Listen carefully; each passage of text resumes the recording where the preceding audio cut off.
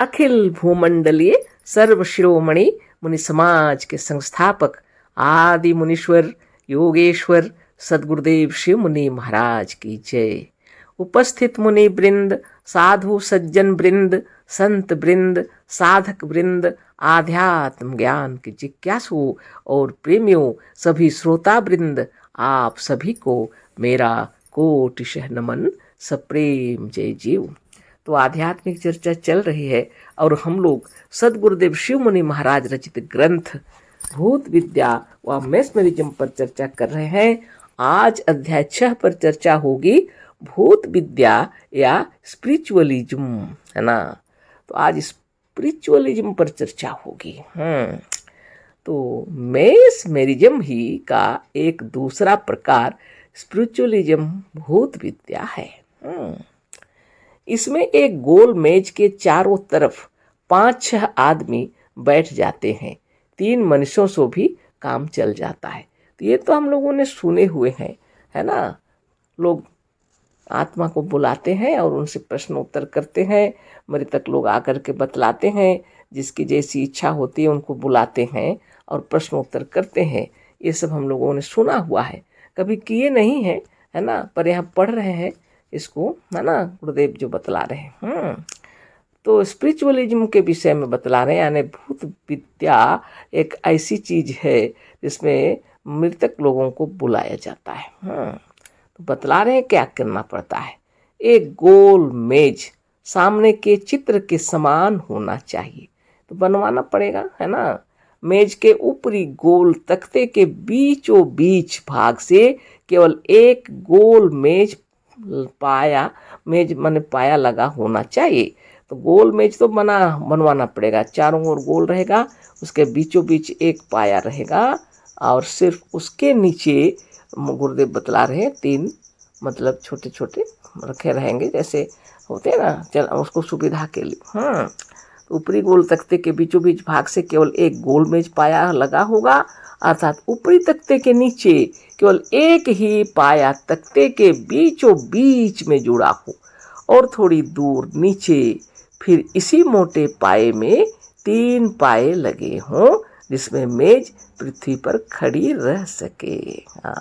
मेज पृथ्वी पर खड़ी रह सके बोल के नीचे फिर 3 पाए लगे होंगे, उससे, है ना, नीचे बिल्कुल, ऊपर तो एक ही पाया होगा जिसमें गोल मेज टिका होगा, पर वह स्थिर रहे बोल के नीचे छोटे छोटे फिर 3 मेज माने पाए लगे होंगे उससे जुड़े हो करके, है ना। जैसे कोई चलते हैं ना लकड़ी लेकर के, जो सहारा नहीं है उनके पास, तो लकड़ी लेकर के जब चलते हैं तो नीचे उसकी सुविधा के लिए जैसे दिए हुए रहते हैं, इसमें भी दिए होंगे। तो 3 पाए नीचे भी उससे जुड़े होते हैं छोटे छोटे, जिससे कि मेज शांति से ठहरा रहे, है ना, नहीं तो लुढ़क जाएगा, गिर जाएगा ना, इसीलिए। तो इस तरह से बतला रहे हैं गुरुदेव। और ये जो जुड़ा हुआ रहेगा, अर्थात ऊपरी तख्त के नीचे केवल एक ही पाया तख्ते के बीचों बीच में जुड़ा हो और थोड़ी दूर नीचे फिर इसी मोटे पाए में 3 पाए लगे हों, जिसमें मेज पृथ्वी पर खड़ी रह सके। पृथ्वी से पाया वही 3 पाए लगे रहेंगे, जैसा कि ऊपर के चित्र में देख रहे हैं। सदगुरुदेव चित्र भी बना दिए हैं किताब के अंदर, है ना। अब इस मेज के चारों ओर साधक मनुष्य बैठ जाएं। मेज के चारों ओर साधक लोग बैठ जाएंगे। साधक 3 से कम ना हो। अब 3 से कम नहीं होना चाहिए जब साधक बैठे होंगे। मेज के किनारे किनारे जब लोग बैठे हों, उनमें से एक मनुष्य खूब धीरे धीरे ओम का उच्चारण बहुत ही धीमे स्वर में करे। अब ये साधक लोग जब बैठ जाए, है ना, उनमें से एक मनुष्य, जो साधक बैठ, उनमें से एक मनुष्य क्या करें, ओम का उच्चारण बहुत धीरे धीरे धीमे स्वर में करें, जैसे मुनि समाज के मुनि लोग करते हैं। और जितने मनुष्य गोल मेज के चारों ओर बैठे हों, अपने दोनों हाथों को फैलाकर मेज पर रख दें, है ना। अंगुलियां फैली रहें और अपने अपने दोनों हाथों की अंगुली एक दूसरे से लगी रहे, है ना। अंगुलियां फैली रहे लेकिन जुड़े रहे आपस में, यानी ऐसे रख के फैला के रखना है। सब लोग ऐसा ही करेंगे, है ना। देखिए, ध्यान करने की बातें हैं। अब किसी आत्मा को बुला रहे हैं तो इतना तो करना पड़ेगा ना, है ना। तो अंगुलियां फैली रहें और अपने अपने दोनों हाथों की अंगुली एक दूसरे से लगी रहें। अब सब ठीक हो गया। अब सब लोग यह सोचें कि मेज के इस चक्र में मेज के ऊपर कोई आत्मा आ जाए। अब एक विचार से सब सोचेंगे कि मेज के ही ऊपर कोई आत्मा आ जाए, इसी तख्त पर। सब लोग चित्त एकाग्र करके यही सोचें और ओम की धीमी धीमी ध्वनि को सुने, जो उन्हीं में लोगों में से एक मनुष्य गाता रहेगा। सब लोग नहीं, एक व्यक्ति ओम का उच्चारण करेंगे और बाकी लोग सुनेंगे ध्यान से, है ना। बस इतनी सी बातें हैं। थोड़ी देर के बाद मेज कुछ हिलने या डगमगाने लगेगा। थोड़ी देर के बाद मेज क्या करेगा, हिलने और डगमगाने लगेगा, वो निश्चित है।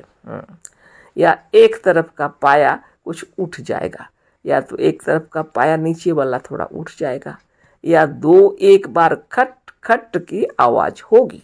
ऐसा नहीं तो कुछ ऐसा होगा कि एक बार या 2 बार खट खट, एक बार खट खट की आवाज़ अवश्य होगी। अब जो सिद्ध मेज के पास हो, अलग बैठा हो, वह कहे कि यदि कोई आत्मा आई हो तो मेज के पास से एक खटका हो। जो सिद्ध है वो थोड़ा दूर, थोड़ा सा अलग से बैठा होता है ना। वो कहे कि अगर कोई आत्मा आई है तो मेज के पास से एक खटका हो।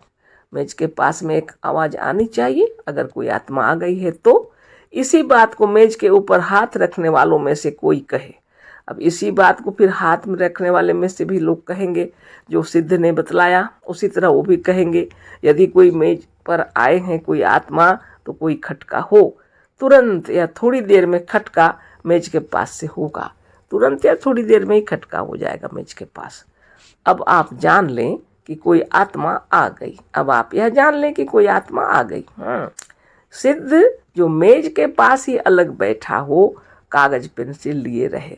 जो सिद्ध है वह कागज पेंसिल लेकर मेज से थोड़ा अलग जो है बैठा है, वह कागज पेंसिल लेके रहे। और मेज पर हाथ रखने वाले लोगों से जो प्रश्न चाहे आत्मा से पूछने के लिए कहे। अब जो प्रश्न है बैठे हुए हैं उन लोगों से प्रश्न पूछा जाएगा। इनमें से एक मनुष्य अंग्रेजी के ABCD आदि कहने लगे, यानी उच्चारण करता जाए, ABCD ऐसे आगे कहता चला जाए। और प्रश्न पूछने वाले पूछे प्रश्न और ये ABCD ऐसा कहता चला जाए। और कहने से पहले आत्मा से कह दे कि आपके उत्तर में जो अक्षर आवे उस पर वह अक्षर उच्चारण करने पर मेज के पास से एक खटका हो। ABCD कहते कहते चले जाएंगे और वो प्रश्न जो जिसने पूछे हुए हैं तो ABCD कहते हुए कहीं पर खटका हो जाएगा। आप मान लीजिए किसी अक्षर के सामने गुरुदेव लिखे हैं सुंदर से अब आप ABCD आदि कहते जाएं। मान लीजिए कि आपने ABC कहते हुए N कहा कि एक खटका हुआ। बोलते चले जा रहे हैं तो N बोल दिए। तो एक खट से आवाज़ आई तो अलग बैठा हुआ सिद्ध कागज पर N लिख ले। अब N लिख ले। फिर मेज पर रखने वाले ने कहा O, फिर खटका हुआ तो N के आगे O लिख दिया जाए तो यह अंग्रेजी के शब्द नो हो गया। मतलब यह है कि आत्मा ने कहा नहीं। इसका अर्थ यह हो गया कि आत्मा ने कहा नहीं। इसी से एक एक 2 पेज के वाक्य लिखे जा सकते हैं। जैसा वो कहते हैं वैसा, जैसे प्रश्न पूछा जाए ABCD एक कहते जाएं, जहाँ खटका हुआ तुरंत सिद्ध उसको लिख देते हैं। और ऐसे कह के एक एक पेज तक भी वाक्य लिखे जा सकते हैं और आत्मा लिखा देती है। इस तरह से उसके सवाल के जवाब मिल जाते हैं, है ना। आत्मा के बताए हुए यह सब उत्तर ठीक ही होते हैं, यह बात नहीं है। आत्मा के बताए हुए सभी उत्तर ठीक ही होते हैं, बात तो नहीं है। इसका कारण वही है जो हम सिद्ध दर्पण के वर्णन में कह चुके हैं, है ना। तो गुरुदेव कह रहे इसका कारण भी वही है जो सिद्ध दर्पण के समय बतलाए हैं। गुरुदेव सिद्ध दर्पण का जो वर्णन किया उसमें बात कह दिए हैं। ये बातें भी ठीक वैसे ही हैं। इस सच्ची बात को लोग प्रकट नहीं करते, सच्ची बात को लोग नहीं बतलाते हैं। हमने इसकी परीक्षा ली है और देखा है कि इसमें भी उत्तर वैसे ही आते हैं जैसे वहाँ के बैठने वाले सिद्ध और साधकों के भाव होते हैं। तो गुरुदेव इसकी भी परीक्षा लेकर के देख लिए और उन्हें मालूम हो गया यह जो प्रश्न पूछने वाले और यह जो उत्तर जानने वाले वहाँ पर जो बैठे हुए हैं उनकी भावनाओं के अनुरूप ही ये सब होता है। इसमें कोई दूसरी बात नहीं है ना। जैसे वहाँ के बैठने वाले सिद्ध, जो सिद्ध है वो अलग से बैठे हैं और साधक हैं 5-6 जन हैं या 3 जन से तो कम नहीं होना चाहिए, है ना। इनके जैसी भावनाएं होती हैं उसी तरह। तो गुरुदेव परीक्षा लिए हमारे छोटे भाई ने इसे बहुत दिनों तक किया है। सदगुरुदेव के छोटे भाई थे, बहुत दिनों तक किए थे और इसमें अपना बहुत सा समय देते थे, इसमें अपना बहुत सा समय भी देते थे और जानते थे कि इसके उत्तर सत्य होते हैं। तो उनको ऐसा लगता था इनके उत्तर सत्य होते हैं, पर अंत में उन्हें भी मालूम हुआ तब अंत में उनके छोटे भाई को भी मालूम हुआ कि यह सब व्यर्थ है ना, यह सब व्यर्थ है और अब सब छोड़कर और हमसे सच्चे योग साधन की तथा अत्यंत सत्य, अत्यंत निष्पक्ष, अत्यंत स्वतंत्र ज्ञान की शिक्षा लेकर सच्ची शांति, सच्ची मुक्ति और सच्चे आनंद को प्राप्त किया है। ये वैसी बात है। सदगुरुदेव शिव मुनि महाराज की जय। उन्होंने अपने छोटे भाई को सद्ज्ञान दिया, तब दिया जब उनको वास्तव में यह ज्ञान हो गया कि यह सब झूठी बातें हैं, इसमें जो बातें हैं वह सत्य नहीं होती हैं, यह भी व्यर्थ है। तब उन्होंने सद्ज्ञान दिया। जब उनको यह सद्ज्ञान दिए तो सच्ची शांति, सच्ची मुक्ति प्राप्त कर आनंद विभोर हो गए। इतनी गति जब आप करते हैं, जबकि आपके अंदर भीतर से ये अविश्वास है ऐसा मालूम हो जाता है, अंधविश्वास है यह विचार उत्पन्न हो जाता है जब, और सच्चाई का ज्ञान हो जाता है जब, तब आपका ब्रह्म ज्ञान, आत्मज्ञान जो विधि बतलाते हैं गुरुदेव योग साधन का, वह भी सिद्ध हो जाएगा, है ना। तो अपने में तलीन हो जाएंगे, सारी दुनिया से हटकर स्वरूपस्थ हो जाएंगे, है ना। तो गुरुदेव क्या कह रहे हैं, हमारी बनाई हुई पुस्तकों का पाठ करें और इस सच्चे योग की शिक्षा लेकर आप भी यदि साधन, सत्संग, समाधि और स्वाध्याय को धारण करें तो उसी पद पर पहुंच जाएंगे जिस पद पर सच्चे मुनिगण और सच्चे योगी पहुंचकर जीवन मुक्त हुए थे, है ना। तो ऐसी बातें हैं। तो कोई भी साधन, ध्यान, तपस्या और इतना साधारण नहीं है। खैर यह तो समय हो गया, फिर आगे चर्चा होगी। अशेष धन्यवाद, कोटि शह नमन, सप्रेम जय जीव। सदगुरुदेव शिव मुनि महाराज की जय।